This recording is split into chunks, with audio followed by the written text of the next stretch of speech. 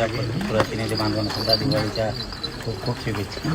तर आता घोड्यावर बसून कुणीकडे कुच करणार आहात, कुणीकडे जाणार आहात? दिल्ली. दिल्लीला जायचं आता. आता दिल्ली.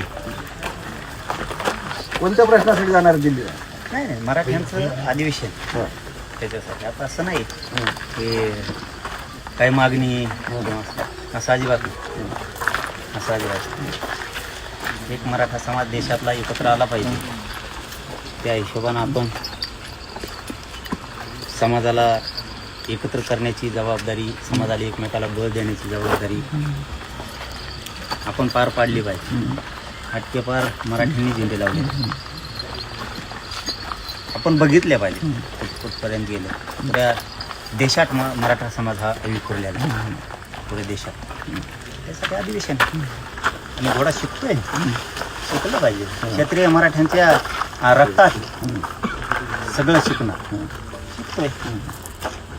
आता तुम्ही दिल्लीला जाणार आहात, घोडस्वारी शिकणार आहात. तुम्ही किती मराठी जाणार आहेत दिल्लीला?